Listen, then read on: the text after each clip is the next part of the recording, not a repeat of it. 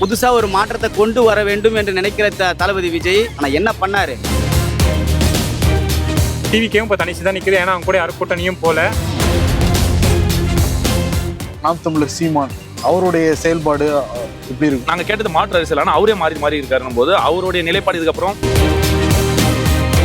சீமான் வந்து டோட்டலாக க்ளோஸ் அப்படின்னாரு. அவர் கொஞ்சம் கொஞ்சமாக வளர்ந்து வந்து இப்போ 35 லட்சத்துக்கு மேலே வாக்கு வாங்கியிருக்காரு. நாம் தமிழரும் டிவிகேவனுடைய ஓட்டு இன்க்ரீஸ் ஆச்சுன்னா காஞ்சிபுரத்துல இருந்து மக்கள் வந்து மாற்று அரசியல் எதிர்பார்க்கறாங்கன்றது என்னுடைய கருத்து. தமிழ்நாட்டில் முதலிடம் யாருக்கு கிடைக்கும்? புதுசா ஒரு சேஞ்ச் வந்தா ரொம்ப நல்லா இருக்கும். கல்வியில் சிறந்தது காஞ்சின்னு வரலாற்றுல இருந்து சொல்லுவாங்க. ஆனா இப்போ இருக்கிற தேர்ச்சி விகிதம் எவ்வளவு இருக்குன்னு பாருங்க. காஞ்சிபுரம் கடைசி இடம் இல்ல கடைசிக்கு முன்ன இடம் அந்த மாதிரி வரும். சரிகார பையனே நான் பையனுக்கு அந்த தொழிலை கற்றுக் கொடுக்க மாட்டேன். படிச்சுட்டு அடுத்த கடத்துக்கு போகணும்னு தான் நினைப்போம்.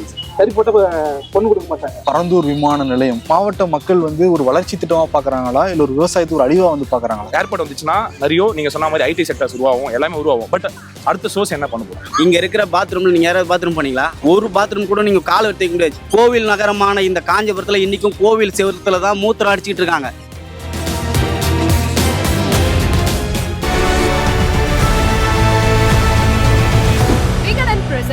Imperfect show on the road. Election Express powered by the Chennai Silks. ரம்ஜானுக்கென்றே பிரத்யேக கலெக்ஷன்கள். ஆசியாவின் மிகப்பெரிய ஜவுளி சாம்ராஜ்யம் the Chennai silks. Welcome to imperfect show on road Vikatan election express 2026 powered by the Chennai silks. Kanchipuram கலநோட்டத்தை தெரிஞ்சதுக்காக வந்திருக்கோம். காலையிலேருந்து நிறைய பக்கம் வந்து ட்ராவல் பண்ணி மக்கள் கருத்தெல்லாம் கேட்டோம். இப்போ நம்ம கூட காஞ்சிபுரத்தோடைய இன்ஃப்ளூயன்சர்ஸ் இருக்காங்க, விகடனோட வியூவர்ஸ் வந்து இருக்காங்க. விகடன் அழைப்பு ஏற்று வந்ததுக்கு எல்லாருக்கும் ரொம்ப நன்றி. Thank you so much. முதல்ல உங்களை பற்றி சின்ன அறிமுகம் கொடுங்க. என் பேர் கணேஷ் ராகவ். நான் ஒரு 7 வருஷமாக இந்த சோஷியல் மீடியாவில் வந்து கண்டென்ட்ஸ்லாம் பதிவு பண்ணிட்டு இருக்கேன். கோயில் சார்ந்த பதிவுகள், கோயில் வரலாறு, அதுக்கப்புறமா அந்த கட்டமைப்பு, அது ட்ராவல் சார்ந்து இருக்கும் நம்மளுடைய பதிவு. காஞ்சிபுரத்தில் மெயினாக கோயில் நகரம்ன்றதுனால நிறைய காஞ்சிபுரம் சார்ந்து நான் பதிவு பண்ணிட்டு இருக்கேன். சிறப்பு சிறப்பு. நானும் வீடியோஸ் பார்த்துருக்கேன். நன்றி பிரதர், நன்றி. Hi every one, thank you for this opportunity sir. N name வந்து ஏமானந்த். ஏம்ஸ் வ்ளாகின்னு ஒரு இன்ஸ்டாகிராம் பேஜோ யூடியூப் சேனலோ ரன் பண்ணிட்டு இருக்கேன். காஞ்சிபுரத்தை பற்றி நிறைய வீடியோஸ் பண்ணிட்டு இருக்கேன். நான் வந்து ஒரு 1 இயர் பிஃபோர் ஆரம்பித்தேன். இப்போ ஒரு 90K ஃபாலோவர்ஸ் வந்திருக்கேன். நன்றி. Good evening everyone. Thank you for just introducing here's. ஆக்சுவலாக என்னோட பேர் வந்து பிரபாகரன். நான் வந்து ஒரு NGO ப்ரொஃபஷனலாக இருக்கேன். ஒரு 10 இயர்ஸாக வந்து NGO செக்டாரில் இருக்கேன். இங்கே வந்து பார்த்தீங்கன்னா நாங்கள் நிறைய ட்ரீ பிளான்டேஷன்லாம் பண்ணியிருக்கோம். பசுமை காஞ்சின்ற ஒரு லைக் ஒரு யங்ஸ்டர்ஸ்லாம் சேர்ந்து பண்ணியிருக்கோம். ப்ளஸ் ஈவன் இங்கே தமிழகம் இலவச கல்வி பயிற்சி மையம் சொல்லிட்டு ஒரு ஃப்ரீ TNPSCs எல்லாமே பண்ணிட்டு இருக்கோம். So thank you sir. மலை வணக்கம். விகடன் வாசகர், அது ஒரே தகுதி மட்டும்தான். தனியார் கம்பெனியில் ஒர்க் பண்ணுறேன். தலைவர் இங்கே வராங்க அப்படி வந்தோடனே கண்டிப்பாக வரணும்னு சொல்லிட்டு வந்திருக்கேன். என்னோட பேர் வந்து ஜோ கணேஷ். காஞ்சி ஷூட்ஸ்னு இன்ஸ்டாகிராம் பேஜ் ரன் பண்ணுறேன். ஜோ கணேஷ்னு ஒரு பேஜ் ரன் பண்ணுறேன். காஞ்சிபுரம் ஃபுல்லாக பார்த்தீங்கன்னா ஃபோட்டோகிராஃபி அண்ட் வீடியோகிராஃபி பண்ணிட்டு இருக்கேன். டோட்டல் காஞ்சிபுரமே கவர் பண்ணி வச்சிருக்கேன். அரிசி ஆலை வியாபாரி sir. General imperfect show viewer. நம்ம சிவி சபர் சக்கரவர்த்தியோட ரசிகர். என் பேர் தமிழ். நான் காஞ்சி 360 சொல்லிட்டு ஒரு பேஜ் வச்சுருக்கேன். ஒரு 5 வருஷமாக ரன் பண்ணிகிட்டு இருக்கேன். நம்ம ஊரில் நடக்கிற நிறைய விஷயங்களை வெளியே சொல்கிறது, கோவில்கள் பற்றி பேசுகிறது, அரசியல் பேசுகிறது, உணவுகளை பற்றி பேசுகிறது, இந்த மாதிரி விஷயங்களை வந்து மக்கள்கிட்ட 5 வருஷமாக சொல்லிட்டு இருக்கேன். ஸோ விகடன் வந்து இந்த மாதிரி ஒரு ஷோ பண்ணுறேன்னு சொல்லியிருந்தாங்க. ஸோ அதனால் தேங்க்யூ ஃபார் விகடன். விகடன் சேனலுக்கு உங்களுடைய மனமார்ந்த வணக்கம். காஞ்சி பசங்க ஐடி சார்பாக நாங்கள் வந்திருக்கோம். நான் காஞ்சிபுரத்தை சேர்ந்த ஒரு ஆட்டோக்காரன் தான். காஞ்சிபுரத்தில் நடக்கிற அன்றாட நிகழ்வுகளையும் சுவாரஸ்யமான விஷயங்களையும் மக்களோட பகிர்ந்ததுக்காக நாங்கள் இந்த சேனலை ரன் பண்ணிகிட்ருக்கோம். நேற்று நைட்டே காஞ்சிபுரத்துக்கு வந்துட்டேன். நேற்று நைட் வரப்போ மணி ஒரு 10-11 மணி இருக்கும். அப்போயே டிராஃபிக் இருந்துச்சு. நைட்டு என்னடா இவ்வளோ டிராஃபிக்காக இருந்துச்சுன்னு தோணுச்சு. இப்போ காலைல பார்க்குறப்ப நினச்ச மாதிரி தான் இருந்துச்சு. எல்லா பக்கம் ஒன்றுவே வந்து மாற்றிட்டாங்க. ஒரு இடத்துலேருந்து இன்னொரு இடத்துக்கு ஒரு 300 மீட்டர் போகிற மாதிரி இருந்தது. எல்லாம் ஒன்றுவே மாற்றினால திருப்பி ஒரு 1.5 கிலோமீட்டர் சுற்றி வர மாதிரி தான் இருந்துச்சு. அதே நல்ல டைம் வந்து எனக்கு போச்சு. எப்படி நீங்கள் உள்ளூராக இருக்கிறதுனால அப்பப்போ ஷார்ட்கட்லாம் கூட நீங்கள் வந்து பயன்படுத்திப்பீங்க. மெயினாக வந்து கோயில் அதிகமாக இருக்கிற ஒரு பகுதி. பட்டு சேலை எடுக்கிறதுக்கும் நிறையா மாவட்டங்கள்லேருந்து மாநிலங்கள்லேருந்து வந்துக்கிட்டு இருக்காங்க. எனக்கு ஃபஸ்ட்டு வந்தோடனே டிராஃபிக்குங்கிறது ஒரு பெரிய இஷ்யூன்னு எனக்கு வந்து தோணுச்சு. அதெல்லாம் ஏற்றுக்கிறீங்களா? ஓகே தானே? உண்மை உண்மை உண்மை. வேற காஞ்சிபுரத்தில் என்னென்ன மாதிரி பிரச்சனைகள்லாம் இருக்குது? காஞ்சிபுரத்தில் நீங்கள் சொன்ன மாதிரி டிராஃபிக்குன்றது இப்போது ரொம்ப பெரிய பிரச்சனையாக ஆகிருக்கு. ஏன்னா அந்த கோவிட்க்கு அப்புறமா நிறைய பேர் இப்போ ட்ராவல் பண்ண ஆரம்பிச்சிருக்காங்க. இந்த காஞ்சிபுரம்ன்றது கோயில் நகரம். நிறைய கோயில்கள் இருக்கிறதுனால, ஃபேமஸான கோயில்கள்லாம் இருக்கிறதுனால நிறைய பேர் வராங்க. அது இல்லாமல் இங்கே கோயில்களில் திருவிழாக்கள் நிறைய நடைபெறும். அந்த திருவிழாக்கள்னால அந்த மாற்றங்கள் அந்த டிராஃபிக்கில் மாற்றங்கள் வந்து இருக்கும். அதனாலேயும் நிறைய டிராஃபிக் இருக்குது. இன்னொரு விஷயம் என்னென்னா பஸ் ஸ்டாண்ட் வந்து சிட்டிக்கு நடுவில் இருக்குது. ஸோ எல்லா பஸ்ஸும் வந்து உள்ள சிட்டிக்கு நடுவில் வர்றதுனால அந்த டிராஃபிக்ன்றது இருந்துட்டு தான் இருக்குது. மற்ற விஷயங்கள் இதை தாண்டி இன்னும் நிறைய குறைகள் வந்து காஞ்சிபுரத்தில் இருக்குது. அதெல்லாம் ஒன்று ஒன்றா நிவர்த்தி பண்ணணும். அதில் மெயின் விஷயம் என்னென்னா ஹாஸ்பிட்டல் வசதி. இங்கே வந்து கவர்மெண்ட் ஹாஸ்பிட்டல்ன்றது ஒரு ஃபஸ்ட் எய்டு இது மாதிரி தான் இருக்குது. அங்கே போயிட்டு ஃபஸ்ட் எய்ட் பண்ணிவிட்டு இல்லைங்க முடியாதீங்க ராஜீவ்காந்தி போங்க இல்லை செங்கல்பட்டுக்கு போங்கன்னு எல்லா பிரச்சனைகளுக்கும் வந்து இது வந்து ஒரு ஃபஸ்ட் எய்டு இது மாதிரி தான் இருக்குது. அதனால் ஹாஸ்பிட்டல் வசதின்றது முக்கியமாக வந்து ஒரு மேம்பாடு அடைஞ்சே ஆகணும். அதுக்கப்புறமா வந்து குடிநீர் வசதி. குடிநீர் வந்து இங்கே சுத்தமாக வந்து சரியில்லை. குடிநீர் விநியோகம்ன்றது ரொம்ப கம்மியாக இருக்குன்னா அதுக்கே போராட்டம் பண்ண வேண்டியதாக இருக்குது. அந்த அளவுக்கு தான் வந்து குடிநீர் வசதியும் இருக்குது. தண்ணி கேன் வாங்க வேண்டியதாகவே இருக்குது. தண்ணி கேன் தான் வாங்கணும். நீங்கள் கார்பரேஷன் தண்ணி வாங்குறீங்கன்னா அது ஒரு நாள் நல்லா வரும், ஒரு நாள் கொஞ்சம் ஸ்மெல் அடித்து வரும். அதனால் எல்லாரும் கேன் வாட்டர் தான் வாங்குறாங்க. இப்போ நாங்கள் வந்து ஒரு 40 வருஷமா என்ன கேட்டுட்டு இருக்கோம்னா பஸ் ஸ்டாண்ட் எங்களுக்கு வெளியே கொடுங்க அப்படின்னு கேட்டுட்டு இருக்கோம். வெளில இருந்துச்சுன்னா அங்கேருந்து இப்போ உள்ளூர் வரதுக்கு வந்து நிறைய ஊரில் வந்து வெளில பஸ் ஸ்டாண்ட் இருக்கும், புது பஸ் ஸ்டாண்டு பழைய பஸ் ஸ்டாண்டுன்னு இருக்கும். பட் அதுவே எங்களால் இன்னும் பண்ண முடியல. இப்போ லாஸ்ட் டைம் நானே ஒரு வீடியோ போட்டிருந்தேன் பஸ் ஸ்டாண்ட் வரப்போகுது அப்படின்னு சொல்லிட்டு. அதுக்கப்புறம் பார்த்தா அந்த பஸ் ஸ்டாண்டு வரதுக்கான இடம் வந்து கேஸாக இருக்குன்னு சொல்லிட்டு. ஸோ இதை வந்து அரசாங்கம் நினச்சா பண்ணலாம், ஆனால் ஏன் பண்ணலை அப்படின்னு சொல்லிட்டு தெரியல. ஸோ இங்கே இருக்கிற ஒரு பெரிய பிரச்சனை வந்து இந்த டிராஃபிக், இந்த பஸ் ஸ்டாண்ட். இதுதான். இந்த பஸ் ஸ்டாண்ட் வெளியே போச்சுனாலே ஓரளவுக்கு வந்து டிராஃபிக் வந்து கண்ட்ரோல் ஆக ஆரம்பிச்சு. ஓகே. ரெண்டாவது காஞ்சிபுரம் வந்து ஏரிகள் நிறைந்த மாவட்டம். இந்த ஏரிகளை தூர்வாருன்னா விவசாயத்துக்கும் மற்றபடி இந்த பொல்யூஷனுக்கும் ஏரி தண்ணி இருந்ததுனாலே பொல்யூஷன் நம்மளுக்கு குறையும். இங்கே இருக்கிற இண்டஸ்ட்ரி இங்கே எமிட் பண்ணுற புகைகள் வந்து நிறைய இங்கே டஸ்ட்டு, இங்கே அந்த வீசிங் ப்ராப்ளம் இந்த மாவட்டத்தில் நிறைய பேருக்கு இருக்குது. இதெல்லாமும் நம்ம கேரி ஓவர் பண்ணோம். நீங்கள் சொன்ன மாதிரி டிராஃபிக் பஸ் ஸ்டாண்ட் பெரிய பிரச்சனை. இவர் சொன்னது என்னென்னா ஒரு பேசிக்கான ஒரு மருத்துவ வசதி இல்லைங்கிற மாதிரி சொன்னார். ஃபர்ஸ்ட் எய்ட் மட்டும் தான் பண்ண முடியும், ஏதாவது ஒன்றுனா சென்னைக்கு தான் போகக்கூடிய சூழல் இருக்குது அப்படின்னாரு. செங்கல்பட்டு சொல்லப்போனால் அண்ணா பிறந்த மண் இது. அண்ணா பேரை வச்சு தான் 2 கட்சியிலும் மாதிரியும் 50 வருஷம் ஆட்சி பண்ணிட்டு இருக்காங்க. ஒரு பேசிக்கான மருத்துவ வசதி கூட இந்த மாவட்டத்தில் செஞ்சு கொடுக்க முடியல அரசியல்வாதிகள்னால. அது உண்மைதானா? அது ஒரு நாளைக்கு கிட்டத்தட்ட 10லேருந்து 20 செங்கல்பட்டு காஞ்சிபுரத்துலேருந்து பேஷண்ட் முடியலன்னு ஒன்று செங்கல்பட்டுக்கு இல்லை சென்னைக்கு. எந்த மாதிரியான பேஷண்ட்டுன்னு பார்த்தீங்கன்னா ஜஸ்ட்டு அவங்க பிரசவ வலி, கால் வீங்கி இருக்குது, இந்த ஒரு அடிப்படை கூட செங்கல்பட்டு போயிட்டா இல்லை சென்னைக்கு போயிடுறீங்களா அவங்க விருப்பத்தை கேட்டு அங்கே அமுச்சு விட்றாங்க. மினிமம் 10லேருந்து 20 இங்கேருந்து டிரான்ஸ்போர்ட்டேஷன் தான் நடக்குது. கிட்டத்தட்ட இதை சுற்றி 1000 கிராமங்களுக்கு மேலே இருக்குது. இன்றைக்கி அறிஞர் அண்ணாவை வச்சு தான் அனைத்து அரசியல் கட்சிகளுமே ரன் பண்ணிட்டு இருக்காங்க. அவர் பிறந்த இந்த மண்ணில் இன்னமும் அப்படியே அவர் எப்படி விட்டுட்டு போனார் அப்படியே தான் வச்சுட்டு இருக்காங்க. அந்த கட்டமைப்பு பில்டிங்கில் இன்னும் சின்ன இதுதான் பண்ணி எக்ஸ்டென்ஷன் பண்ணிக்கிறாங்க தவிர வேறு எந்த ஒரு புதுசாகவே பண்ணலை. 19 அப்படின்னு சொல்ல முடியாது, நல்லா இருக்குது. பிரசவ வார்டுலாம் நல்லா புதுசாக சீரமைச்சு நல்லா தான் பண்ணுறாங்க. ஒரு சில கிரிட்டிக்கல் மட்டும் செங்கல்பட்டு சென்னை ராஜீவ்காந்தி அனுப்புகிறாங்க. அது உண்மை தான், சார் சொன்னது உண்மை தான். 90% இங்கே பார்த்துடுறாங்க, 10% கண்டிப்பாக அனுப்புகிறாங்க. அதுக்கான கருவிகள்லாம் இங்கே வந்தால் இன்னும் நல்லாயிருக்கும். என்ன சார் பெருசாக செலவாக போகுது? எத்தனையோ கோடி தேவையில்லாமல் இப்போ செலவு பண்ணிட்டு போகிறாங்க. வீணான செலவுகள் நம்ம குறிப்பிட்டு சொல்லணும்னா நிறைய கிடக்குது. இப்போ இந்த பார்க்கு ஆரம்பித்தாங்க எதுக்காக? பொழுதுபோக்கு. இது என்ன சுகாதார நிலைமையில் இருக்குது அப்படின்றத பார்த்தாவே ஒரு திட்டத்தை அமல்படுத்துறதோடு அவங்க கதை முடிஞ்சு போச்சுன்றது தெரிஞ்சு போயிடும். இது குறிப்பிட்டு ஒரு ஆட்சி கிடையாது. ஏன்னா நம்ம இதுவரையிலும் பார்த்தீங்கன்னா மாறி தான் ஆட்சி செஞ்சுருக்காங்க. அதனால் இது ஒருத்தருடைய குற்றமும் கிடையாது, ஒரு தனிப்பட்ட இதுவும் கிடையாது. இது தொடர் குற்றமாக தான் வந்துட்டு இருக்கு. அப்போ இது வந்து ஒரு தொடர்ந்து இதை மாற்றணுமே தவிர இந்த பார்க் மட்டும் இல்லை, காஞ்சிபுரம் மட்டும் இல்லை, தமிழகத்தில் எங்கே வேணாலும் ஒரு திட்டத்தை பல ஆய்வுகள் பண்ணி அமல்படுத்துகிறாங்க. ஆரம்பித்து கொஞ்ச நாள்லேயே அது அவ்வளோதான். இங்கே இருக்கிற பாத்ரூமில் நீங்கள் யாராவது பாத்ரூம் போனீங்களா? ஜஸ்ட் இங்கே பாத்ரூம் போயிட்டு வாங்க. இங்கே கிட்டத்தட்ட ஒரு நாளைக்கு கிட்டத்தட்ட ஒரு 1000 பேர் நடமாட்டிட்டு இருப்பாங்க. குழந்தைங்க மேக்ஸிமம் 70% குழந்தைங்க தான் இருப்பாங்க. பெண்கள் 50% இருப்பாங்க. ஒரு பாத்ரூம் கூட நீங்கள் கால் எடுத்துக்க முடியாது. ஜென்ஸ் எங்கே வேணாலும் போயிடுவான், வெளியே போயிடுவான், எங்கே போயிடுவான். கோவில் நகரமான இந்த காஞ்சிபுரத்தில் இன்றைக்கும் கோவில் செவரத்தில் தான் மூத்திரம் அடிச்சிட்டு இருக்காங்க. அதுதான் இங்கே நடந்துகிட்டு இருக்கு. எத்தனை பாத்ரூம், ஃப்ரீ பாத்ரூம் இருக்குது. நாங்கள் ஆட்டோ ஓட்டுறோம், எங்களுக்கு யூரின் போகிறதுக்கு ஒரு இடம் கூட கிடையாது, ஃப்ரீ டாய்லெட்ஸு. பெண்கள் ஒரு நாளைக்கு இங்கே கிட்டத்தட்ட 10 லட்சம் பெண்கள் இதுக்குள்ளே வந்து வெளியே போகிறாங்க.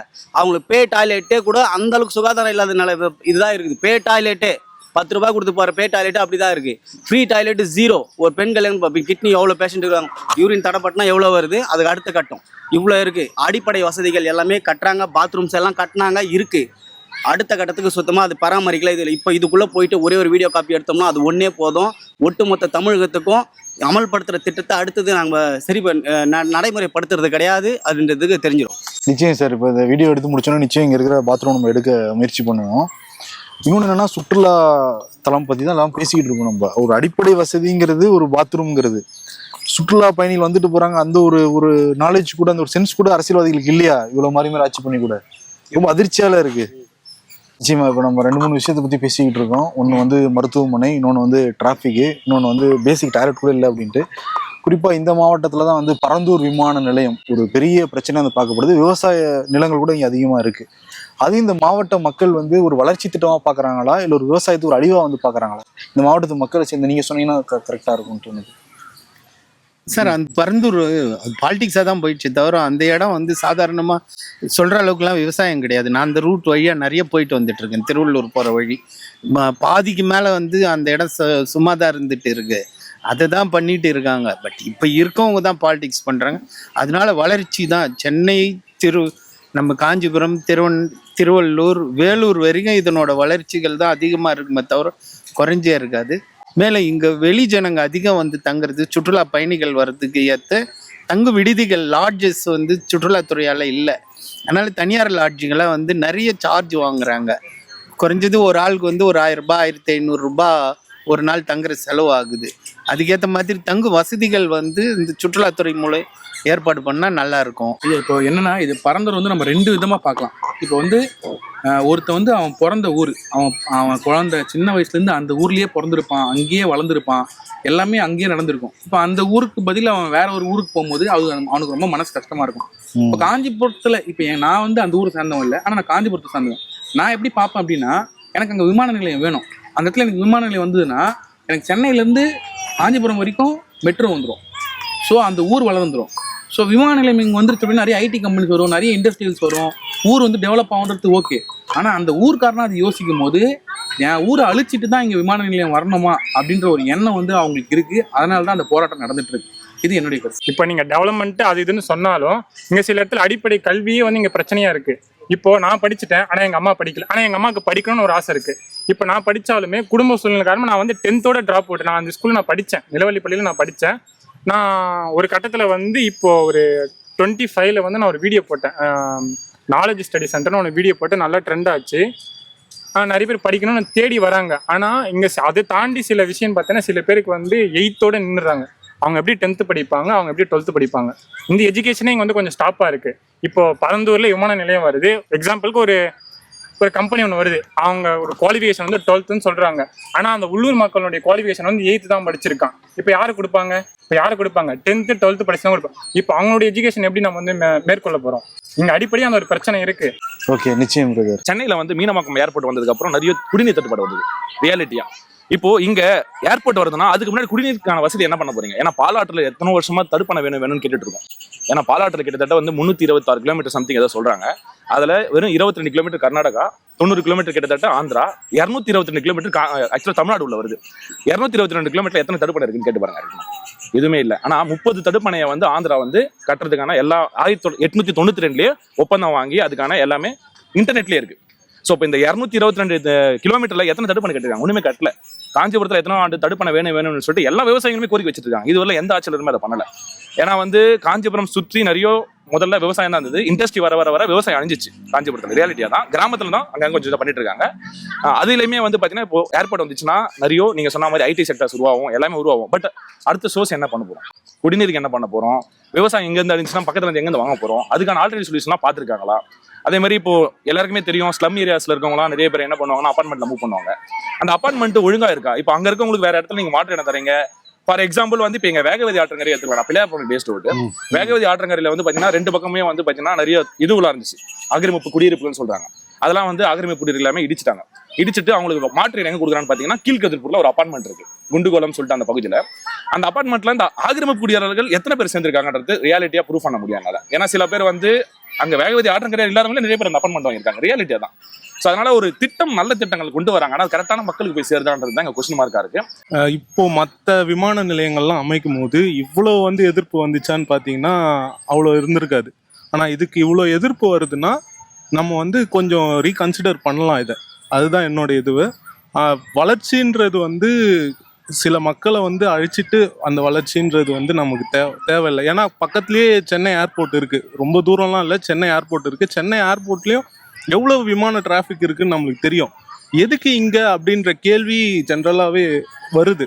பிஸ்னஸ் மேன் என்ன செய்கிறான் அதுக்கு முன்னாடியே டிசைன் பண்ணிவிடுவான். நம்ம எல்லாம் பேச்சு மட்டும்தான், பேச மட்டும்தான் முடியும். இந்த மாதிரி விவாதங்கள் மட்டும்தான். இதை வச்சு நாம் பிழைக்க முடியும், அவ்வளோதான். 10 ரூபாய் 20 ரூபான்னு, மற்றபடி எதையுமே நம்மளால மாற்றவே முடியாது. இது எல்லாமே ப்ரீ பிளான்டு. முக்கியமான ஒரு விஷயம் சார், நம்ம என்னதான் Gandhi road one way problem, Parandur airport விஷயத்தெல்லாம் பற்றி மக்கள் பேசினாலும் முக்கியமான செக்டர் வந்து ஒன்று இருக்குது, என்டர்டைன்மெண்ட் செக்டர்னு எடுத்துக்கிட்டிங்கன்னா அதில் வந்து கவர்மெண்ட் சார்பாக காஞ்சிபுரத்தில் எந்த ஒரு ஸ்டெப்ஸுமே எடுக்கிறது இல்லை. ஏன்னா வந்து காஞ்சிபுரத்தில் அண்ணா பார்க்குன்ற ஒரே ஒரு பார்க் மட்டும்தான் இருக்குது, உட்காந்துருக்க பார்க். இந்த பார்க் மெயின்டெனன்ஸ் ஆகுதான்னு கேட்டால் கிடையாது, உங்களுக்கு பார்த்தாலே தெரியும் சார். அண்ட் ஒரு முக்கியமான விஷயம், இப்போ காஞ்சிபுரத்தில் ஸ்டூடெண்ட்ஸ் 12th முடிக்கிறாங்கன்னா அவங்க காலேஜ் ஜாயின் பண்ணலான்னு யோசிக்கும் போது சென்னையில் எங்கே போய் சேரலாம், அது ஏன் காஞ்சிபுரத்தில் எங்கே சேரலான்றத பற்றி யோசிக்கவே மாட்டாங்க. நெசவாளர்கள் வாழ்வு இங்கே மேம்பட்டு இருக்கா? நிறைய பேர் இப்போ நான் காலைல கூட ஒரு ஸ்டோரி பண்ணேன், நெசவாளர் வீட்டில் போய் எடுத்தேன். 3 தலைவரை பண்ணிட்டு இருக்காரு. இப்போ என் பையன் பண்ண மாட்டான், நானும் பண்ண விரும்பலை, நான் படித்து வேலைக்கு போகணும் அப்படின்னு சொல்கிறாரு. பண்ணணும்லாம் சொல்லலை, ஒரு பிரேக் ஆகுது. அதே மாதிரி இங்கே இளைஞர்களுக்கு வேலை வாய்ப்புலாம் இருக்கா? அடுத்த தலைமுறையில் இருக்கிறவங்கெல்லாம் படிச்சுட்டு போயிடுறாங்க. அந்த தொழிலே வந்து நம்மளுக்கு ஆல்மோஸ்ட் ஒரு 20% தான் இப்போ இருக்குது. அதனால அந்த தொழிலை வந்து மேம்படுத்துறதுக்கும் பட்டுத்தறிகளை உயர்த்துறதுக்கும்ன்றது ஆலோசனை செய்யணும். இந்த தொழில் வந்து இன்னும் கொஞ்ச நாள் போயிடுச்சுன்னா இந்த கைத்தறின்றதே போயிடும் போல. நெசவாளர்கள் வந்து இப்போ குறைஞ்சிட்டாங்க. ஏன் குறைஞ்சிட்டாங்கன்னா கம்பெனிகள் நிறைய வந்திருக்கு, இதுலேருந்து கொஞ்சம் அவங்களுக்கு வேலை வாய்ப்பு கிடைக்குது அப்படின்றதுனால அடுத்தடுத்த ஜென்ரேஷன் வந்து வேலைக்கு போகிறாங்க. ஆனால் அங்கேயும் என்ன மாதிரி வேலைன்னா படிச்சுட்டு பெரிய லெவலுக்கு போகிறாங்களா அப்படின்னா அது கிடையாது. இப்போது போன இதுவில் மேனிஃபெஸ்டோவில் வந்து சொல்லியிருந்தாங்க 75% வந்து தமிழர்களுக்கு வந்து வேலை வாய்ப்பு தரோம் அப்படின்னு சொல்லிட்டு அதை வந்து நிறைவேற்றல.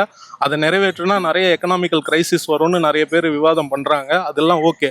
பட் சின்ன சின்ன கிராமங்களில் தான் இப்போ வந்து பார்த்தீங்கன்னா, இப்போது இங்கே சிங்காடிவாக்கம்னு ஒரு கிராமம் இருக்குது, அங்கே ஒரு 4 கம்பெனி இருக்குது, ஓகேங்களா? அப்போ அந்த கிராமத்தில் இருக்கிற இளைஞர்களுக்காச்சும் வந்து வேலையில் முன்னுரிமை தரணும். அதே மாதிரி இந்த பட்டு நெசவாளர்களுக்கு இந்த காஞ்சிபுரம் பட்டுனா என்ன, இந்த பட்டு நெசவுல எவ்வளோ முக்கியத்துவம் இருக்குது, இந்த பட்டுக்கு பாரம்பரியம் என்ன இருக்குது அப்படின்றத மக்களிடையே வந்து அரசு கொண்டு போய் சேர்த்ததுன்னா, இதோடைய மதிப்பை வந்து மக்களிடையே கொண்டு போச்சுன்னா, இப்போ இந்த காஞ்சிபுரம் பட்டுனா என்ன அப்படின்ற ஒரு விஷயத்த மக்கள் தெரிஞ்சுக்கிட்டாங்கன்னா இந்த பட்டு இவங்க வந்து ஹேண்ட்லூம் சாரீஸ் வந்து வாங்குவாங்க.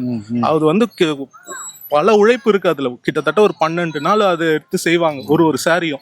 அதெல்லாம் மக்களுக்கு தெரிஞ்சதுன்னா அதை வந்து இவங்க வந்து வாங்குவாங்க, சப்போர்ட் பண்ணுவாங்க. இதுதான் காஞ்சிபுரம் பட்டுன்னு தெரிஞ்சதுன்னா அவங்க வாங்குவாங்க. இதெல்லாம் வந்து அரசு வந்து நம்மளுடைய கலாச்சாரத்தை பண்பாடை இன்னும் இந்த காஞ்சிபுரம் சார்ந்து இந்த பட்டு, அது மட்டும் இல்லாமல் கோயில்கள்.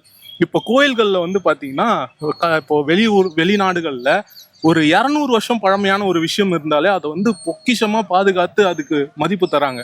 ஆனால் இந்த காஞ்சிபுரத்தில் ஒரு 12 கோயில்கள் வந்து பல்லவர்கள் ஆட்சி காலத்துலேருந்து இருக்குது, கல்வெட்டுகள் அப்படி இருக்குது, நிறைய விஷயங்கள் இருக்குது. ஆனால் மக்கள் வந்து அலட்சியமாக இருந்தால் பரவாயில்ல, ஆனால் அரசே அலட்சியமாக இருக்குது, அதுக்கு மதிப்பு தராமல், அதுக்கு வந்து ஒரு கொண்டாடாமல், அதை பற்றி மக்களிடையே வெளிப்படுத்தாமல் அது இருக்கிறதுனால இதெல்லாம் வந்து பாதிக்கப்படுது அப்படின்னு நான் நினைக்கிறேன்.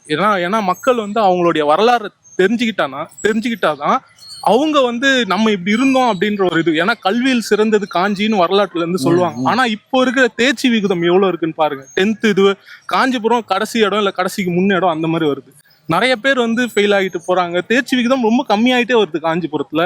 அதெல்லாம் வந்து மக்களிடையே வந்து விழிப்புணர்வு கொண்டு வரணும். இதெல்லாம் மக்களுக்கு தெரிஞ்சதுன்னா, இந்த நெசவாளர்கள் இந்த பட்டு பத்தி தெரிஞ்சதுன்னா கண்டிப்பா அந்த உற்பத்தியும் அதிகமாகும், வியாபாரமும் அதிகமாகும். அதே மாதிரி நெசவாளர்களுக்கு இந்த விலையை வந்து ஒழுங்கா நிர்ணயிக்கணும். இந்த பட்டுப்புடவையே கூட எடுத்துக்கலாம். இப்போ என்னன்னா, இதுக்கு முன்னாடி வந்து ஒரு நெசவாளி வந்து அதை வந்து தானே கையில நெஞ்சு அதை வந்து கொடுப்பாரு. இப்போ என்னன்னா, அதே பட்டுப்புடவை தான் அது வந்து மிஷின் நெஞ்சு கொடுக்குது. இங்க ஒருத்தன் ஒரு வாரம் செய்ய வேண்டிய வேலையை ஒரு மிஷின் ஒரு நாள்ல செய்யுது. அப்போ மக்களுக்கு வந்து தெரியல எது கையில நெஞ்சது, எது வந்து மிஷின்ல நெஞ்சது. அப்படி தெரியாத அந்த புரிதல் இல்லாம மக்கள் வந்து ஓகே இது காஞ்சிபுரம் பட்டு புடவை அவ்வளவுதான், அது காஞ்சிபுரத்துல நெய்றாங்கல்ல அது போதும், அது கையில நெஞ்சான மிஷின்ல நெஞ்சான. அப்ப என்ன பண்ணுவான்னா அடுத்த ஜென்ரேஷன் வந்து என்ன பண்ணுவான்னா, வருமானம் இல்லை. இப்போ கையில நெய்கிற பட்டுப்புடவையோட விலை வந்து ஒரு 50,000 இருந்து 80,000 வரைக்கும் இருக்கும். இதுவே மிஷின்ல நெஞ்சுன்னா அது 20,000 இருந்து 30,000 வரைக்கும் கிடைக்கும். நெசவாளிக்கு ஒரு நல்ல சம்பளம் போயிட்டு இருந்தது. இப்போ அது இல்லை. அப்போ அவன் என்ன பண்ணுவான், அடுத்த கட்டமா இங்க இண்டஸ்ட்ரியல் ஏரியா, ஓகேப்பா தறி நெஞ்சிட்டு இருக்கியா, கம்பெனிக்கு போனா மாசம் 5000 ரூபாய் தரான், பஸ் வருது, சாப்பாடு போடுறான், ஒன்னு எதுக்கு இந்த வேலை செஞ்சு நீ வந்து தறிகாரன் சொல்றத கம்பெனிக்கு போறான் அப்படின்னு சொல்லிட்டு போலாம் அப்படின்னு சொல்லிட்டு மக்கள் வந்து மூவ் ஆன் பண்ணிட்டு போறாங்க. அதான் நீங்க கூட காலைல போயின்னு தான் சொல்லியிருந்தீங்களே, தறிகாரன் பையனே நான் பையனுக்கு அந்த தொழிலை கற்றுக் கொடுக்க மாட்டான், படிச்சுட்டு அடுத்த கட்டத்துக்கு போகணும் தான் நினைப்பேன். சுத்தி நிறைய ஃபேக்டரிஸ் வந்துருச்சு. ஃபேக்டரிஸ் போனவொடனே கம்பெனி போறாங்க அப்படின்ற ஒரு ப்ரொஃபஷனல் ஒர்க்கரா மாதிரி இருக்காங்க. ஆனா அங்க பாத்தீங்கன்னா அவங்க பர்மனன்ட் ஜாப் கிடையாது, கான்ட்ராக்ட் ஒர்க்கர். டெய்லியும் லேபர் மாதிரி தான் அவங்க வாங்குறாங்க, அது கான்ட்ராக்ட் லேபரா வாங்குறாங்க. ஸோ இதையும் அவங்களுக்கு வந்து இதை விட வந்து பாத்தீங்கன்னா ஒரு 20,000 25,000 மேல சம்பாதிக்க முடியும் பட்டு சேலையில. எனக்கு தெரிஞ்ச ஊர்லாம் பாத்தீங்கன்னா இன்னும் நிறைய திருப்பி நான் சொல்றதுன்னா நிறைய ஓட்டு இருக்கு. எத்தனை வருஷமா இருக்குன்னு கேட்டீங்கன்னா ஒரு 40 வருஷமா இருக்கு. அப்ப ஏன் இன்னும் நெசவாளர் வந்து அடுத்த ஸ்டேஜுக்கு போக முடியாத சுச்சுவேஷன் இதுதான். அதே மாதிரி நிறைய வட்டி பிரச்சனைகள் இருக்கு. அந்த வட்டி பிரச்சனையால தான் நெசவாளர் அழிஞ்சே போறாங்க. இதுக்கு முன்னாடிங்க ஐயா, இதுக்கு முன்னாடி என்ன பண்ணுவாங்கன்னா, இந்த பட்டு புடவை நெய்றாங்கல்ல, அவங்களுக்கு ஏதோ ஒரு பிரச்சனைனா என்ன பண்ணுவாங்கன்னா, அந்த ஜெரிக்கு எடுத்துன்னு போயிட்டு அடக்கடையில் அடகு வச்சுட்டு காசு வாங்கிப்பாங்க. அதுக்கப்புறம் அவங்க கிட்ட காசு வந்த பிறகு அந்த பட்டு புடவை எடுத்து மறுபடியும் நெஞ்சு கொடுப்பாங்க. இப்போ அந்த மாதிரி நடக்குதா இல்லையான்னு தெரியல. பட் இப்போ என்ன பண்றாங்கன்னா, அந்த தறியே வந்து ஒரு கார்பரேட் பிசினஸா மாத்திட்டு இண்டஸ்ட்ரியல் ஏரியாவா போட்டு அதுக்கு பஸ் வச்சு கூட்டு போட்டு காலைல வந்தீங்கன்னா ஈவினிங் வரைக்கும் அதுக்கு ஒரு பேசிக் சம்பளம், அதுக்கு ஒரு ஃபுட்டு. இது மாதிரி வீட்டில் நெய்வாங்க. என்ன பண்ணுவாங்கன்னா, காலையில 4 மணிக்கு எழுந்திருப்பாங்களா, 4 மணிக்கு எழுந்து 10 மணி வரைக்கும் நெய்வாங்க. ஒரு மணி நேரம் சாப்பிடுவாங்க, ரெஸ்ட் எடுப்பாங்க, டிவி பார்ப்பாங்க, மறுபடியும் இறங்கி வேலை செய்வாங்க, மறுபடியும் வெளில போவாங்க, 4 பேர்ட்ட பழகுவாங்க, மறுபடியும் வந்து வேலை செய்வாங்க. ஜாலியாக அப்படியே வேலையும் போவோம், என்டர்டைன்மெண்ட்டாக போவோம். இப்போ அதே வந்து பியூர்லி நீ காலைல வரியா, ஈவினிங் காலைல 8 மணிக்குள்ள வரியா, ஈவினிங் வந்து 8 மணி வரைக்கும் நீ இருக்கணும். இதுக்கு வந்து ஒரு 5,000 ரூபாய் சம்பளம், ஒரு 16,000 ரூபாய் சம்பளம். இண்டஸ்ட்ரியல் இருக்கு, பெரிய பெரிய நிறுவனங்கள் வச்சு பண்ணிட்டு இருக்காங்க. வேலையாளி தேனீக்கள் இருக்காங்க பார்த்தீங்களா, அந்த வேலையாளி தேனீக்கள் என்னைக்குமே சாகரவரில் வேலையாளி தேனீக்களாக தான் இருப்பாங்க, ராணி தேனியாக மாற முடியாது. அதே தான் எல்லா தொழிலையும், தறி தொழிலையும் அதுதான். காலம் முடியும் போது தான் அது புரிஞ்சுப்பாங்க. இப்போ தான் தறிக்காரங்க புரிஞ்சுக்கிறாங்க. தறிக்காரங்க வேலை கிடையாது, 3 சேலை நெஞ்சு கொடுத்தா ஒரு தறின்னு சொல்லுவாங்க. அவங்களுக்கு மொத்தமாக காசே வந்து பார்த்தீங்கன்னா 24,000 ரூபாய் கிடைக்கும். அதை முடிச்சு கொடுக்கறதுக்கு அவனுக்கு 45 to 50 நாள் அவ்வளோ நாள் ஆகும். அவ்வளோ காசு 22,000 ரூபாய்க்கு இவங்க 40 நாள் செஞ்சுட்டு இருக்கணும். 2 தலைமுறை எங்களை நெசவு தொழில் தான். என் தலைமுறையில் நெசவு தொழில் இல்லை. நான் கம்பெனிக்கு போயிட்டேன், நான் படித்தேன், வேறு வழியில் எங்கள் வீட்டில் படிச்சுட்டு நீ படிச்சு வேணாம் வீட்டில் இருக்காத, தறி போகாத, தறி போட்டால் பொண்ணு கொடுக்க மாட்டாங்க. அவர் சகோதரர் சொன்னார்ல, தறி பண்ண அதனோடனே காஞ்சிபுரத்தில் இருந்தால் காலாட்டின்னு போயிடுச்சிடலாம். தறிக்கு வந்து காலாட்டிகிட்டே இருப்பாங்க, காலாட்டிகிட்டே போயிடுச்சிடுவாங்க, போயிடுச்சிடலான்னுவாங்க. எங்கள் அப்பாலாம் தறி போய் தான் 6 வீடு வாங்கினார் அந்த காலத்தில். என்னால் வந்து நான் கம்பெனி போய் ஒரு வீடு தனியாக வாங்க முடியல, என்னால் தனியாக வாங்க முடியல, என்னால் ஒரு வீடு தனியாக வாங்க முடியாது, கம்பெனி தான் போயிட்டுருக்கேன். ஆனால் தறி போகிறவங்களுக்கு பொண்ணே கொடுக்க மாட்டுறாங்க. ஆனால் பார்த்தா நெசவு தொழில் காப்பாற்றணும், நெசவு தொழில் எல்லாருமே இருக்கணும்னு சொல்கிறாங்க, நெசவு தொழில் பொண்ணு கொடுக்க மாட்டாங்க. இப்போ இந்த காஞ்சிபுரத்தை பற்றி பேசுகிறப்ப பல அடிப்படையான பிரச்சனை இருக்குன்னு புரிஞ்சுக்க முடியுது. குறிப்பாக சொல்லணும்னா டிராஃபிக்கில் ஆரம்பிச்சு பாலாறு, வேகவதி ஆறு, 2 ஆறு இருந்து கூட தண்ணி இருக்குது, நெசவாளர் பிரச்சனை இருக்குது, வேலைவாய்ப்பு பிரச்சனை நிறையா இருக்குது. இதெல்லாம் சரி பண்ணியிருக்க வேண்டியது அரசியல்வாதிகள், இந்த அரசு நிர்வாகம் தான். பட் சரி பண்ணாதனால தான் இப்போ உட்காந்து நம்ம வந்து பேசிக்கிட்டு இருக்கோம். அடுத்த 2026 எலெக்ஷன் நெருங்கிடுச்சு. இன்னும் ஒரு சில தினங்களை டேட்டு கூட அனௌன்ஸ் பண்ணிடுவாங்க. இப்போ இங்கே இருக்கிற சிட்டிங் எம்பி எழிலரசன், இப்போ அவரே திரும்பி நிற்பாரா இல்லையாங்கிறது நமக்கு தெரியாது. இப்போ களத்தில் நீங்கள் தான் இருக்கீங்க, பலதரப்பு மக்கள்கிட்டையும் வந்து நீங்கள் பேசிக்கிட்டு இருக்கீங்க. இப்போ இங்கே யார் ஜெயிக்கிறதுக்கு வாய்ப்பு இருக்குன்னு நீங்கள் நினைக்கிறீங்க? காஞ்சிபுரத்தை பொறுத்தவரையிலும் ஒரு காமனான ஒரு இதுவும் நெக்ஸ்ட் லெவலும் பார்த்தீங்கன்னா, ஏற்கனவே டிஎம்கே நம்ம கிட்டத்தட்ட 5-10 வருஷம் தொடர்ந்து இருந்துட்டாங்க. பொதுவான இது மக்கள் எப்பவுமே பார்த்தீங்கன்னா என்ன தான் பிரியாணியாக சாப்பிட்டாலும் நெக்ஸ்ட்டு அப்படின்ற ஒரு மனோபாவம். அந்த வகையில் டிஎம்கே தவிர்த்து அடுத்த ஒரு சூப்பர் பார்ட்டின்னு பார்த்தீங்கன்னா ஏடிஎம்கே பார்ட்டி. அந்த பார்ட்டி வர்றதுக்கு அதிக வாய்ப்பு இருக்குன்னு என்னோடது. விஜய்க்கு வாய்ப்பு இருக்குது, ஆனால் அவர் இன்னும் முழுசாக அரசியல்வாதியாக மாறலை. இப்போதைக்கு இன்றைக்கும் அவருக்கு வர கூட்டமும் சரி, அவரும் சரி ஒரு நடிகராக தான் வந்துட்டுருக்காரு. அவருக்கு சேர்ற கூட்டமும் அவருடைய ரசிகர்கள் தான். இப்போ வந்து ஏழு சார் நிற்கிறாருன்னு வச்சுக்கோங்களேன். இப்போ ஏழு சாருக்கு ஆப்போனன்ட் யார் நிற்கிறாங்களோ அதை பொறுத்து தான் அவருடைய வெற்றி அமையும் அப்படின்ட்டு நான் நம்பப்படுறேன். இப்போ நாங்கள் சொன்ன எல்லா பிரச்சனையுமே திமுக காரணம்னான்னு கேட்டால் ஒரு பெரும் கேள்வி. இது பல வருஷமா நடந்துட்டு இருக்கு. இந்த பிரச்சனைக்கு இவங்களும் அவங்களும் காரணமான்னு கேட்டால் தெரியாது. இப்போ அவர் 10 வருஷமா அவர் இருக்காரு. இப்போ அவருக்கு ஆப்போனண்டா இங்க யார் நிக்க வைக்கிறாங்களோ அதை பொறுத்து தான் அவரோட வெற்றி அமையும் அப்படின்றது அது எல்லாருக்குமே தெரியும். அதுதான் நாங்க இங்க பார்த்துட்டு இருக்கோம். இப்போ போன முறை வந்து பாத்தீங்கன்னா எழில் சார் நின்னாரு, இங்க வந்து மகேஷ் சார் நின்னாரு. பெரிய ஓட்டு வித்தியாசம்லாம் இல்லை. அது வந்து இங்க வந்து கம்யூனிட்டி பேஸ்டு ஓட்டு வந்து அதிகம். ஒரு ஏரியால ஒரு மாதிரியான கம்யூனிட்டிஸ் இருப்பாங்க. இதை யார் அதிகமா கவர் பண்றாங்களோ அவங்க வந்து இங்க வெற்றி பெறுவாங்க. காஞ்சிபுரம் தொகுதி பொறுத்த வரைக்கும் டிஎம்கே ஏடிஎம்கே உங்களுக்கு இந்த 2 கட்சியில யாருன்னா ஒருத்தர் தான் வருவாங்க. இப்போ நான் இப்போ என்ன நினைக்கிறேன்னா ஏடிஎம்கே வரும், ஆனா அதுல யாரு நிறுத்துறாங்கன்றதுதான் என்னுடைய முதல் கேள்வி. என்னுடைய எதிர்பார்ப்பு என்னன்னா, நாம் தமிழரும் டிவிகேனுடைய ஓட்டு இன்க்ரீஸ் ஆச்சுன்னா காஞ்சிபுரத்துல இருந்து மக்கள் வந்து மாற்று அரசியல் எதிர்பார்க்கறாங்கன்றது என்னுடைய கருத்து. திமுக வரத்துக்கு அதிக வாய்ப்பு இருக்கு. இதை சொன்னாதான் உண்மை. சார் சொன்ன மாதிரி டிவிக்கே வந்து இன்னும் பக்குவப்படணும், அவங்க தலைவரும் பக்குவப்படணும், தொண்டர்களும் பக்குவப்படணும். அதனால வாய்ப்பு வந்து எனக்கு தெரிஞ்சு திமுகவுக்கு தான் அதிகம். காஞ்சிபுரத்து தானே சொல்றீங்க? காஞ்சிபுரம் தொகுதிக்கு மட்டும் சொல்கிறேன். தமிழ்நாடு முழுக்க இந்த கம்யூனிட்டி பேஸ்டான ஒரு கேண்டிடேட்டை போடுறதுன்றது வந்து நடக்குது. ஆமா. ஸோ காஞ்சிபுரத்தில் அது விதிவிலக்கு இல்லை. காஞ்சிபுரத்தில் ஒரு படி மேலே அதிகமாகவே இருக்குன்னு சொல்லலாம். மேபி மக்கள் வந்து நிறைய மாற்றத்தை எதிர்பார்க்குறான் அப்படின்னு சொல்லி ஏடிஎம்கேக்கு போட்டாலும் மற்ற 2 கட்சினால டிஎம்கே வெற்றி பெற அந்த வாய்ப்பு இருக்கு. எல்லாரும் ஒரு அணியில இருந்தா மேபி ஏடிஎம்கே இது பண்ணலாம். பட் 2 டிவிகே பிளஸ் நாம் தமிழ் இருக்கிறதுனால அதிக சான்ஸ் டிஎம்கேக்கு இருக்கு. சார் இங்க யார் ஜெயிப்பான்றதை தாண்டி நம்ம மக்களுக்கு நிறைய ஆப்ஷன்ஸ் இருக்கு. புதுசா ஒரு எம்எல்ஏ அவங்களுக்கு வேணும்னு நினைச்சாங்கன்னா அவங்க வேற நிறைய ஆப்ஷன்ஸ் இருக்கு சார் சொன்ன மாதிரி.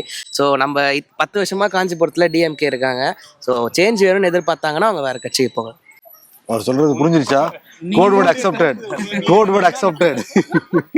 ஓகே, இப்போ காஞ்சிபுரம் தொகுதியோட கலைநிலவரம் பார்க்கும்போது ஜென்ரலாகவே வந்து பார்த்தீங்கன்னா நிறைய யங்ஸ்டர்ஸ் அப்புறம் உமன்ஸ் அவங்களுடைய ஓட்டு வந்து டிசைட் பண்ணுற மாதிரி எனக்கு தோணுது. ஏன்னா கம்யூனிட்டி பேஸ்டும் ஒரு பாயிண்ட் தான் இருந்துச்சு. பட் இப்போ புதுசாக கட்சி நிறைய உருவாக யங்ஸ்டர்ஸ்லாம் வந்து அந்த கம்யூனிட்டி பார்க்க மாட்டான்ற மாதிரி என்னோட தாட் ப்ராசஸ் இருக்கு. அப்படி பார்க்கும்போது ரீசெண்டாக நிறைய சில சர்வே சொல்லும்போது இங்கே ஒரு ஃபைட் இருக்கும்.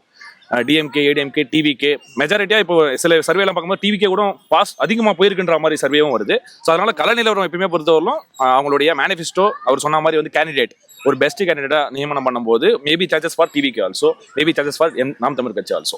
அதனால இந்த சார்ஜஸ் இருக்கு. எந்த கட்சி வலுவா இருக்குன்னு நம்ம பேசிக்கிட்டு இருக்கோம் பொதுவாக அடுத்து பார்க்குறப்ப இங்கே பிறந்த அண்ணா பேர் கொண்ட கட்சி அதிமுக, அவங்களோட எதிர்காலம் எப்படி இருக்கும்னு நீங்க வந்து நினைக்கிறீங்க? ஏன்னா தொடர்ந்து நீங்க அரசியல் வாட்ச் பண்ணிக்கிட்டு இருக்கீங்க.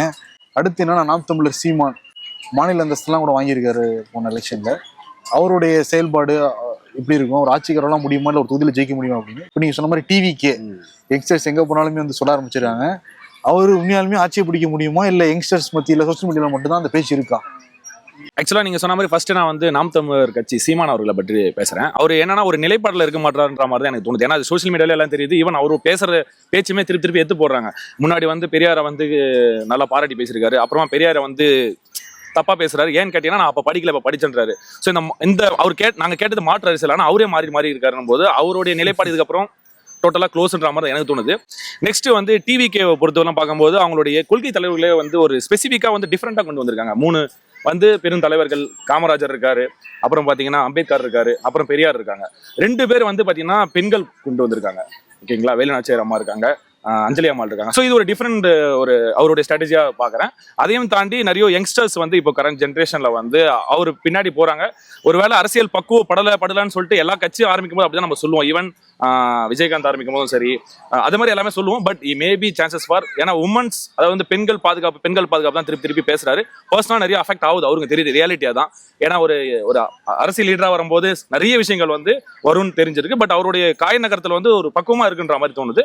ஏன்னா தேசிய அரசியலையும் எதிர்கொள்றாரு, மாநில அரசையும் எதிர்கொள்றாரு. தேசிய அரசியலையும் தாண்டி மாநில அரசு தான் இப்போ நம்மளுக்கு முக்கியம், அதிகாரம் எங்க நம்மளால கைப்பற்ற முடியுன்றது தான் முக்கியம்னு சொல்லிட்டு அதை நோக்கி தான் போறாரு. அந்த ஆஸ்பெக்ட்ல பார்க்கும்போது அவருடைய காய் நகரத்தில் என்னென்னவோ சேஞ்ச் வெற்றியும் கொடுக்குன்ற மாதிரி என்னோட ஆங்கல். தமிழ்நாடு முழுக்க வெற்றி கொடுக்கணும்னு நினைக்கிறீங்க? எனக்கு தெரிஞ்ச வரலும் மேபி வெற்றி கொடுக்கலாம் கூட அவருடைய கணிசமான வாக்குகள் வந்து பேசும் பொருளா இருக்கும். நீங்க ஆக்சுவலி அதிமுகவே ஸ்கிப் பண்ணிட்டீங்க. வேணாம் போங்க அப்படின்றீங்க. பரவாயில்ல, இருக்கட்டும். அப்படியே இருக்கு. இப்ப நான் அதிமுகவை ஸ்கிப் பண்றதுக்கு மெயினான ரீசன் என்னன்னு பாத்தீங்கன்னா, அவங்க கட்சியே வந்து அவங்களுக்குள்ள நிறைய உட்கட்சி பிரச்சனைகள் இருந்து இது இப்பதான் முடிஞ்சிருக்கு. அந்த உட்கட்சி பிரச்சனையிலே இன்னமும் பாத்தீங்கன்னா இன்னும் அதுக்கப்புறமும் நிறைய விஷயங்கள் உருவாகும். அதே மாதிரி இங்க வந்து சிறுபான்மையினர் தவிர்த்து இங்க அரசியல் பண்ண முடியாது. ஏன்னா சிறுபான்மையினருக்கு எதிர்க்க யாரும் எந்த கட்சியும் சொல்ல முடியாது. பட் ஆனா நம்ம மத ரீதியா சொல்லும் போது பிஜேபி வந்து அவங்களுக்கு ஆப்போசிட்ன்ற மாதிரி அது இது இருக்கு. அப்படின்னும் போது ஏடிஎம்கே உடைய பவர் கொஞ்சமா குறைஞ்சிட்டு இருக்கு நிதர்சனம். அதனாலதான் நான் ஸ்கிப் பண்ணேன். அதிமுக பத்தி நினைக்கிறீங்க? அதிமுக ஏடிஎம்கே கட்சி வந்து பத்தி நினைக்கிறோன்னா, கட்சி உள்ள இருக்கவங்க நிறைய பேர் வந்து இப்போ வெளில வந்து வேற கட்சியில போய் ஜாயின் பண்ணிட்டாங்க சார். கட்சி வந்து முன்ன இருந்த பவர்ஃபுல்லான ஸ்டேஜ்ல இப்போ இருக்காங்களான்னு கேட்டீங்கன்னா உண்மையா இல்லை. ஸோ டிஎம்கே வந்து பார்த்தீங்கன்னா பவர்ஃபுல்லாக இருக்காங்க. அவங்கள நிறைய கட்சி கூட அலையன்ஸில் இருக்காங்க. டிவிகே விஜய் சாரும் வந்து மக்கள் பவரோட வந்து நிற்கிறாரு. ஸோ எலெக்ஷன் வந்து ரொம்ப ஃபயராக இருக்குன்றது தான் நம்ம சைட்லேருந்து எதிர்பார்க்குது. எல்லாரும் மக்களும் அதான் எதிர்பார்க்குறாங்க. இன்ட்ரெஸ்டிங்கான ஒரு ஃபயர் ஆப்ஷன். தமிழ்நாட்டில் முதலிடம் யாருக்கு கிடைக்கும்? தமிழ்நாட்டில் முதலிடம் வந்து தெரியலையா? புதுசா ஒரு சேஞ்ச் வந்தா ரொம்ப நல்லா இருக்கும். சீமான் வந்து டோட்டலா க்ளோஸ் அப்படின்னாரு. அவர் கொஞ்சமா வளர்ந்து வந்து இப்போ 35 லட்சத்துக்கு மேல வாக்கு வாங்கியிருக்காரு. அவர் பெரியாரை வந்து படிக்கல அப்படின்னு சொன்னது, இப்போ நம்ம ஒரு தப்பு செஞ்சோம்னா அது அவருக்கு இதுபடி அவர் தப்புன்னு நினைக்கிறாரு, அதை அவர் திட்டிக்கிறாரு. அது இல்லாமல் அவர் கொள்கை ரீதியான கருத்துக்கள், அதுக்கப்புறமா இந்த மக்கள் மட்டும் இல்லாமல் அனைத்து ஜீவராசிகள் சார்ந்து அவர் பேசுகிற அரசியல் வந்து ரொம்பவே நல்லா இருக்கு. அது சார்ந்து நிறைய பேர் அது ஈர்ப்பாளர்கள் இருக்காங்க. நீங்கள் சமூக ஊடகங்களில் பார்த்தா கூட இப்போ டிவிகேக்கு யார் எதிர்த்து பேசிட்டு இருக்காங்க, யார் ரொம்ப சண்டை போடுறாங்கன்னா சமூக ஊடகங்களில் நாம் தமிழர் தான் சொல்ல முடியும். நானே வந்து விஜய் ஃபேன் தான். ஃபஸ்ட்டு ஷோ பார்ப்பேன். எல்லா படத்துக்கும் கிட்டத்தட்ட காவலன் படத்துலேருந்து போன படம் வரைக்கும் எல்லாத்துலேயுமே ஃபஸ்ட் ஷோ பார்ப்பேன். ஆனால் அவர் வந்து டிப்பிக்கல் அரசியல்வாதியாக இருக்கார். எல்லா மூவுமே வந்து கான்ஷியஸாக வைக்கிறாரு, கரெக்டாக வைக்கிறாரு. பட் அது ஒரு கொள்கை சார்ந்து இருக்கா, கோட்பாடு சார்ந்து இருக்கா, அதில் ஒரு கேள்விக்குறி ஏற்படுது. அவருடைய வசீகரத்துக்கும் அவருடைய ஃபேமுக்கும் நிறைய வாக்கு அவர் வாங்க தான் போகிறாரு. ஆனால் அது வெற்றி நிலைக்கு போகுமான்றது கேள்விக்குறி தான். ஏடிஎம்கேக்கு வலுவான தலைவர்கள், இப்போ அம்மா இருந்தாங்க, அம்மா இருந்த நேரத்தில் அவங்க மிகப்பெரிய வலுவான தலைவராக இருந்தாங்க. 2 முறை வின் பண்ணாங்க தொடர்ந்து எம்ஜிஆருக்கு அடுத்து அந்த ஒரு வெற்றிடத்தை இவங்க வந்து அந்த கட்டமைப்பு வச்சுக்கிட்டு அதை மூவ் பண்ணுறாங்க. இன்னும் வலுவான தலைவர்கள் வந்து வலுவாக செயல்பட்டா அது வந்து அவங்களுக்கு நல்லா இருக்கும்னு நினைக்கிறேன். பிஜேபி கூட்டணின்றது வந்து சில நேரங்களில் அவங்களுக்கு சிறுபான்மை வாக்கு அப்படின்னு அவர் சொல்கிறாரு. அது மேலே எனக்கு நம்பிக்கை இல்லை. ஆனால் அது சில நேரங்கள்லாம் அவங்களுக்கு பாதகமாக இருக்குது. ஏன்னா சென்ட்ரலில் சில விஷயங்கள் பண்ணுறதுனால அது இவங்களுக்கு இங்கே அடி வாங்குது. அதுவும் ஒரு விஷயங்கள் இருக்குது. அதனால இதுதான் 3 இவங்க ஏடிஎம்கேக்கு வலுவான கட்டமைப்பு இருக்கிறதுனால அவங்க போன எலெக்ஷன் எல்லாமே நீங்கள் பார்த்துருக்கலாம். இங்கே வந்து என்னதான் அவங்க 10 வருஷம் ஆட்சி பண்ணியிருந்தாலும் ஒரு சில வாக்கு வித்தியாசத்தில் தான் இங்கே வந்து அவங்க தோல்வி அடைஞ்சாங்க. அதனால அவங்களுக்கு எதிர்காலம் நல்லாவே இருக்கு. ஸோ 1 2 3 4 சொன்னா ஃபர்ஸ்ட் யார் வருவா, செகண்ட் யார் வருவா, தேர்ட் யார் வருவா, ஃபோர்த் யார் வருவா? நான் முன்னாடியே சொன்ன மாதிரி ஃபர்ஸ்ட் வந்து டிஎம்கே, செகண்ட் ஏடிஎம்கே, தேர்டு தான் கன்ஃபியூஷனாக இருக்கும். நாம் தமிழரா இல்லை டிவிகேவா அப்படின்றது கன்ஃபியூஷன். நீங்கள் கேட்ட கேள்வி காஞ்சி மண்ணின் அண்ணா பிறந்த ஊரில் அனைத்து இந்திய அண்ணா திராவிட முன்னேற்ற கழகம் வளர்ச்சியாக தேய்ச்சியான்னு கேட்டிங்க. கண்டிப்பாக தேய்ப்பறியாக தான் இருக்குது. அதுக்கு பெரிய காரணம், நிறைய காரணம் இருக்குது. பல தலைவர்கள் பிரிஞ்சாங்க. திருப்பி வந்து கம் போட்டு ஒட்டி வைக்கிற மாதிரி ஒருத்தர் ஒட்டி வச்சுட்டாங்க. அது ஒட்டி வச்சது இவங்க ஒட்டி வைக்கல, மேலே இருந்து ஒட்டி வச்சாங்க. சமீபத்தில் இருந்த மதுரை மாநாட்டில் கூட பெரியார் ஸ்டீல்லேருந்து எடுத்துட்டாங்க. அண்ணா ஆரம்பித்த குருவாக ஆரம்பித்த பெரியார் ஸ்டீல்லேருந்து எடுக்கிறாங்க. அதை வந்து அவங்க தொண்டர்கள் வந்து ஏற்றுக்கலனாலும் நம்மளாம் பார்த்துட்டு தான் இருக்கோம். அதனால் வந்து கண்டிப்பாக அவங்க தேய்ப்பறியாது இன்னும் நல்லா கொஞ்சம் கொஞ்சமாக கரைஞ்சிட்டு தான் வராங்க. ஓவரால் கேட்டிங்க 1 2 3 எனக்கு தெரிஞ்சு என் கணிப்பு அது நடக்கணுன்றது DMK, ADMK, third TVK. First யார் வரும்னு பார்த்தீங்கன்னா டிஎம்கே தான் தமிழ்நாடு லெவலில் பார்த்தீங்கன்னா. செகண்ட் ஏடிஎம்கே. தளபதி இன்னும் நல்லா பண்ணாருன்னா கண்டிப்பாக அவர் 3ஆவது இடத்துல வர வாய்ப்பு இருக்குது. அதை தாண்டி சிஎம்மாக வரணும்னா இன்னும் படித்த பீப்புளை வந்து கேண்டிடேட்டாக போட்டாருன்னா வாய்ப்பு இருக்குது. டிவிகே பொறுத்த வரைக்கும் ஜனம் சேர்ற ஜனம் ஓட்டாக மாறுமா அப்படின்றது பெரிய கொஸ்டின் மார்க்காக இருக்குது. அது எந்த அளவுக்கு வரும் அப்படின்றதுன்றது இந்த எலெக்ஷனில் தான் தெரியும். 2வது நாம் தமிழர், அவர் தலைமையை அவர் மட்டும்தான் அப்படின்ற மாதிரியான ஒரு இமேஜ் இருக்குது. 1 மேன் ஷோ அப்படின்னு சொல்லணும், அது மாதிரி இருக்குது. யூஸ்வலாக டிஎம்கே, ஏடிஎம்கே இவங்க 2 பேரில் அதிகபட்ச நம்பிக்கை அப்படின்னா கட்டுக்கோப்பான கட்சி திமுக. அதனால அதுக்கு வந்து வாய்ப்புகள். ஏடிஎம்கே இவங்க கூட்டணியை பொறுத்து இன்னும் அரசியல் சித்து விளையாட்டுகள் எவ்வளவோ இருக்கும். அதில் யார் எப்படி வருவாங்கன்றது போக தான் பார்க்கணும். அறிஞர் அண்ணா பிறந்த இந்த மண், அந்த கட்சியே வளர்ச்சியாக இருக்கா? அறிஞர் அண்ணா திராவிட முன்னேற்ற கழகம் வளர்ச்சியாக இருக்கா? இது கேட்டார். அவர் பேராக மட்டும்தான் வச்சிட்டு இருக்காங்க. அது காலப்போக்கில் மறைஞ்சு தான் போச்சு. அது காமன் ஒரு பப்ளிக் இதுவாக தான் யூஸ் பண்ணிட்டு இருக்காங்க எல்லாருமே.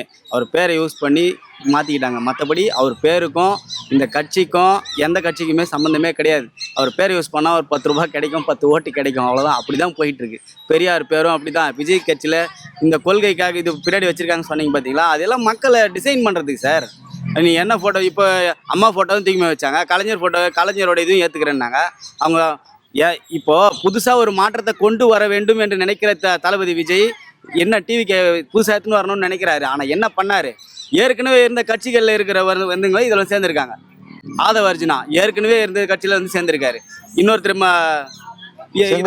செங்கோட்டையன் போய் சேர்ந்துருக்காரு. இந்த மாதிரி ஏற்கனவே இருந்தவங்க தான் இதில் வந்து சேர்ந்துருக்காங்க. இப்போ அவங்கெல்லாம் ஏற்கனவே அவங்க எல்லாம் பழந்தின்னு போட்ட கூட்டம் இது பண்ணுவாங்க. அங்கே எல்லாமே இது பண்ண, இங்கேயும் அதே தான் பண்ணுவாங்க. அப்போ எப்படி நீங்கள் புதுசாக மாற்றத்தை கொண்டு வரீங்க? தளபதி என்றவர் ஒரு தனி மனிதனால ஒட்டுமொத்த கட்டமைப்பு செயின் லிங்கை மாத்துறதுன்றது சுலபமான காரியம் இல்லை. வேணா தாக்கு பிடிச்சா 5லேருந்து 10-15 ஆண்டுகள் 3-5 ஆண்டு தாக்கு பிடிச்சா மட்டும்தான் இது சாத்தியம். அப்போ முதலமைச்சர் ஆகிறது சாத்தியமா இருக்கலாம், மாற்றத்தை சாத்தியமானது அப்பவும் கேள்விக்குறிதான். மக்கள் வந்து அவ்வளோ சீக்கிரமாக நம்ம இது பண்ண முடியாது. ஏன்னா மேலேருந்து கீழ்த்தட்டு வார்டு மெம்பர் வரலும் மொத்த செயின் லிங்கையும் மாற்றணும். ஒரு மாற்றத்தை ஒரு தனி நபரால் மாற்ற முடியாது. உங்கள் ஆர்டர் சொல்லுங்கள் sir. First year, second year, third year, fourth year? First என்னோட இதுபடி ஏடிஎம்கே இந்த தடவை ஃபர்ஸ்ட்டு காஞ்சிபுரத்தில் ஃபர்ஸ்ட் வரும், செகண்ட் டிஎம்கே வரும், தேர்ட் ஓவரால் தமிழ்நாட்டிலையும் இதே தான். ஏடிஎம்கே ஃபர்ஸ்ட் வரும், செகண்ட் டிஎம்கே வரும், தேர்டு பெரும்பான்மையாக மிகப்பெரிய ஒரு பூஸ்ட்டை கொடுப்பாங்க டிவிகே. பார்த்தா டிஎம்கே, 2வது ஏடிஎம்கே, 3வது டிவிகே, 4வது நாம் தமிழர் கட்சி வர வாய்ப்பு இருக்கு. இப்போ என்னன்னா, இப்போ நீங்கள் டிஎம்கே எடுத்தீங்க அப்படின்னா அவங்களுடைய தலைமை வந்து ரொம்ப ஸ்ட்ராங்காக இருக்குது. நீங்கள் மோஸ்ட்டாக திமுகவில் இருக்கவங்க யாரும் போயிட்டு டிவிகேல போய் சேர மாட்டாங்க. ஆனால் மற்ற கட்சியில் இருக்காங்கல்ல, அவங்க இப்போ கரண்ட்லேயே இல்லை, அவங்களுக்கு அடுத்து என்ன நடக்கும்னு தெரியாது. அப்போ என்ன பண்ணுவாங்க? இப்போ பிஆர் பாளையமே எடுத்துங்களேன். நீங்கள் காஞ்சிபுரத்தில் பிஆர் பாளையத்தில் நிறைய பேர் வந்து விஜய் ரசிகர்கள், இப்போ அவ்வளோ பேர் வந்து சேர்றாங்க. ஆனால் இதுக்கு முன்னாடி வந்து பிஆர் பாளையம் வந்து ஒரு அதிமுக ஒரு கோட்டையாக இருந்துச்சு, அதுக்கப்புறமா திமுக கோட்டையாக மாறிச்சு. இப்போ அங்கேயே அந்த ஓட்டு பிரியுது. ஸோ அதன் அடிப்படையில் பார்க்கும்போது இப்போ நீங்கள் அதிமுக எடுத்தீங்க அப்படின்னா அதில் இருந்த பெரும் தலைவர்கள்லாம் வெளில போயிட்டாங்க. அவங்கவுங்கன்னு ஒரு ஃபேன் பேஸ் வச்சுருந்தாங்க. இப்போ பன்னீர்செல்வம் சார் இருக்கட்டும், அவருக்கு ஒரு எந்த அரசியலுமே இருக்காத ஒரு விஷயம் என்னன்னா, ஒரு முதலமைச்சராக இருந்த ஒருத்தர் இன்னொரு கட்சியில் போய் ஜாயின் பண்ணுறதுக்கு ஒரு பெரிய விஷயம் அது நடந்திருக்கு. செங்கோட்டையனா இருக்கலாம். இந்த மாதிரி வந்து அவங்களுடைய கட்சிக்குள்ளேயே ஒரு புரிதல் இல்லாமல் நிறைய பேர் வந்து வெளில போயிட்டாங்க. இதனால அந்த ஓட்டு வந்து பிரிய வாய்ப்பு இருக்கு. ஸோ இது மட்டும் இல்லாமல் இதுக்கு முன்னாடியே நிறைய டீமாக வெளில போயிட்டாங்க. இதனால வந்து மறுபடியும் அவங்க திமுக வந்து இதை அவங்க பக்கமாக பயன்படுத்தி அவங்க ரொம்ப ஸ்ட்ராங்காக ஆரம்பிச்சிட்டாங்க. இதான் நமக்கு ரொம்ப சான்ஸ் அப்படின்னு சொல்லிட்டு. அதனால இவங்க என்னதான் ஆப்போசிட்ல இருக்கவங்க என்னதான் பிஜேபி கூட கூட்டணி வச்சிருந்தாலுமே கூட இவங்க வந்து அடுத்த கட்டமாக அவங்க தான் ஃபர்ஸ்ட் வருவாங்க, இவங்க 2வது வருவாங்க, டிவிகே 3வது வரும், நாம் தமிழர் 4வது வரும். டைம் கொடுத்து இங்கே வந்து பேசி கருத்துக்களை சொன்ன எல்லாருக்கும் ரொம்ப நன்றி. வீரன் சார்பா, இம்பர்ஃபெக்ட் டீம் சார்பா thank you so much sir. Thank you.